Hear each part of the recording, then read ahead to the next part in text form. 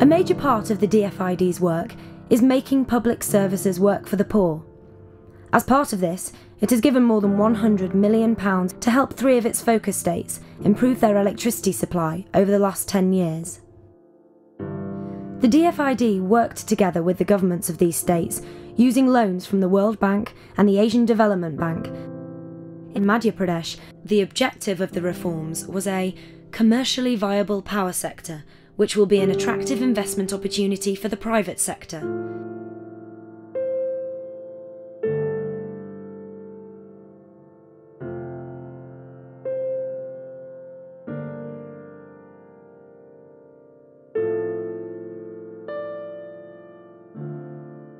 बात हुई है मीटर से लगाने की, मीटर लगा के करने की सरकार की तरफ से? मीटर कुछ नहीं है मैडम, चक्कर ये बिल भी अभी मेरे यहाँ पे मतलब आज से 10 साल पहले बिजली का बिल 28,000 रुपया, झुग्गी बस्ती में हम लोग रहते हैं, 28,000 मीटर का बिल कहाँ देंगे हम लोग? और आया भी कैसे? आपके पास इतना सामान ही नहीं है क्या? सामान नहीं है हमारे पास इतना। अब वो क्या है, चेक करने भी नहीं आते हैं। पहली बात तो ये है कि जैसे मीटर अपने पास है तो वो लोग चेक करने आए कि भाई कितना बिजली जल रहा है, उनके मर्जी से वो लोग पहुँचा देते हैं। अब 28,000 रुपये कम होता है क्या? आप बताइए, झुग्गी झोपड़ी वाला कोई भी व्यक्ति भर सकता है क्या? और नौकरी वाला भी नहीं भर सकता है। 28,000 लेते हैं चोरी से, कहीं इधर से ले, चोरी से मतलब ये समझ ले पूरे मोहल्ले में ये समझ ले 2 नंबर की बिजली जल रही है। परेशानी है, लाइन ही नहीं है, लाइन का तो बहुत ही परेशानी है। ये क्या अभी मच्छर काटते हैं खूब, गर्मियों में बहुत बच्चे ऐसे बिलखते हैं, क्या करें? अब लाइट इधर से लेते तो ऑफिस वाले बंद कर देते हैं, वो नहीं लेने देते, कहते नहीं तुम इधर ही। कभी कभी तो बंद ही कर देते, रात भर बहुत परेशान होते हैं, ऐसे सोते हैं, क्या करें, रात भर जगते रहते। लाइट की बहुत समस्या है हमारी। इस समस्या के लिए कहीं आप लोगों ने कहीं पे मीटिंग की है, कहीं पे आवेदन दिया है? कहाँ पे दिया है? ये यहाँ पर ये ऑफिस नहीं, कौन सा ऑफिस है जो वाला अपना, ये जो बिजली वो आए थे बिजली वाले, वो लोग। हाँ, विद्युत विभाग है, विद्युत विभाग में गए हम लोग। ये हमारी लाइन चालू करिए, लेकिन वो चालू मतलब ये समझ लीजिए ये चालू हो जाएगा। 3-4 साल हो गए, मतलब ये लाइन चालू नहीं है। सब पूरे मोहल्ले में बस्ती में ये समझ लीजिए कि चोरी करके ही जला रहे हैं टोटल पूरा मोहल्ला। कैसे चोरी करते हैं? दिखाइए कहाँ पे। अब देखो ना उधर वो लाइन डली है, बहुत सारे कितनी लाइन ऐसी डली। कितने घर हैं यहाँ इस बस्ती में? कितने घर हैं? तो कुल कम से कम 4-5 हजार तो होंगे। 4-5 हजार लोगों के घर रहते हैं।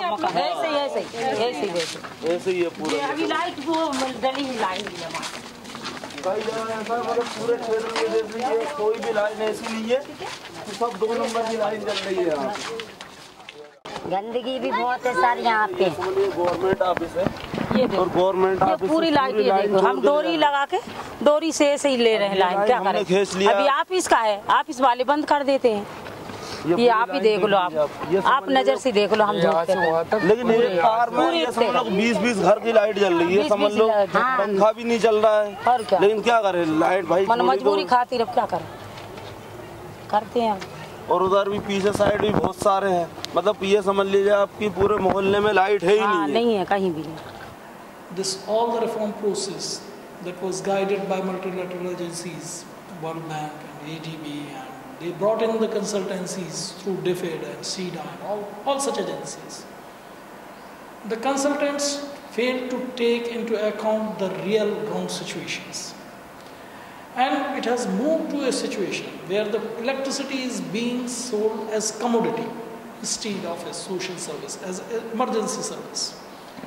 And it is being charged on the basis of cost of supply, while it should be on the basis of capacity to pay. A poor farmer cannot be expected to pay on the basis of cost of supply. So it has created more problems for the common people, for the poor people, than any solution. The employees who devoted their life, who are serving in this sector, who know the ground realities very well, they were never taken into account. They were never taken into confidence. Their views were never taken into account. So you were not consulted by DFID? No. So whether this is being done to provide better services to the consumer, or it is being done to enable privatization of the services so that the private bidders can easily take over the service of these companies, it is a big question and it has to be answered. Why hasn't the service been privatised yet? There is a large opposition, and we are determined that we will do whatever is possible to oppose the privatization. In Orissa, the DFID worked to make the services more efficient, accountable, and financially viable. This meant subsidies had to be cut and private companies were brought in to run the distribution supply. Electric सब गाँव सब रोचे कि ना रहा काण सुविधा आगु केनता थिला एछन केनता केनता होची अगली इलेक्ट्रिक रो टिके हेते रिपेयर नै थई एछन इलेक्ट्रिक लगी बहुत हम असुविधा बनी छुआ माने पढ़ी भी नै पार गाँ खजारे हो जे मोर हरो राजा में वर्षा सीजन वाला पूरा बंद गुटे फेस नै बाहर बार जते कंप्लेन में देई गल ना इंजीनियर सुनवार नै 257 नौ छन आगो कम नौ थिले आजा आया 6 मासे 500 नो एंदा एंदा सब रकमर समस्या लगी आमे गाँ वाले नै देनु इलेक्ट्रिक बिल मागी आसले बेले गमहार मंगनु हमर गाँ लाइन काटी देले लो वोल्टेज जे छे याडू अब लाइन मन कले पावर कट भी होई जे छे सेटा पहले असुविधा इलेक्ट्रिक याडू हमें असुविधा भी पाउ छे आ पानी आड़ी बहुत असुविधा इलेक्ट्रिक बिल भी दउ छो एकरे इलेक्ट्रिक बिल तो पेमेंट करू छो ताई सेरा असुविधा भी हमर चेक नै करबार के ये जिनिस का प्रत्येक जिनिस है सर्विस तो सरकार और सरकारी दिला में ही पूरा फोन पे करबी आगे तापर यहाँ हमर गाँ रो जन तारटा 40 बरस हला लाइन लागबा आ मझी न छिड़ी जाउची